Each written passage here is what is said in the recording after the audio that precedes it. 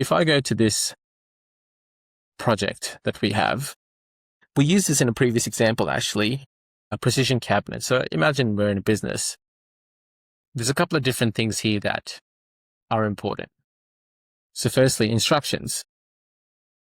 So if you remember a couple of minutes ago, I talked to you about global instructions that you apply to Claude. These are project-specific instructions. So you can see in this particular business, I've given it project-specific instructions on how to operate and answer to me. So I've told it who it is. This is your project-specific onboarding. I've said you're a finance planning co-pilot for this company. Essentially, this is a workspace for our full planning system. Support your monthly rollover. This is what you should act. This is how you should act.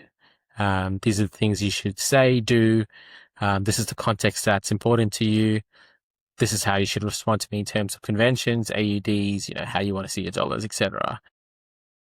And that just makes it so much tidier so that when you're giving it questions or you're giving it work to do, it does it in a way that's important to you.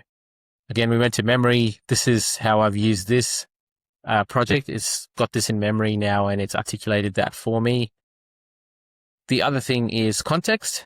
So context is good. You're obviously giving it some context and instructions, but you can also upload files. So if you're working in a business, this is where you can upload a ton of files to. You can upload your any PDFs with board packs or budgets or Word documents. And essentially this just gives this project context about your business, results and things like that, segments that to this project. So when you ask it a question, it can look through your context as well as look through what you upload in that question. Now you can see here, you can do chat or co-work. Co-work helps you create stuff. So if you want board packs or Excel documents or images, whatever it is, it co-works with you. That's why it's called co-work. And you can keep iterating on whatever it's creating. And chat is just chat. But ultimately, if you chat with it and ask questions and you want to create something, it'll turn itself to co-work and do that for you. This is something that's highly underutilized.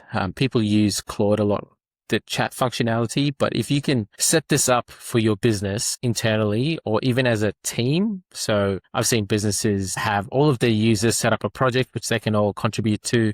And essentially you can, or the owner of this project can set up the instructions, the memory, the context so that you can all start querying this. And you can either share queries, so you can show your queries to everyone else, or you can even have it private. So there's a couple of different ways that you can do this. But think about it as this one common person in your team that you've onboarded, who's this AI project Claude person that essentially has a super brain that's absorbing everything that you're giving it, answering it to the best of its ability. And again, you never take what it says and present that to the board. You always have to validate it. But I find this is great as a tool to brainstorm, as a sounding board. And I just think it's something that we can utilize to get better at our jobs and add more value to the businesses that we sit in.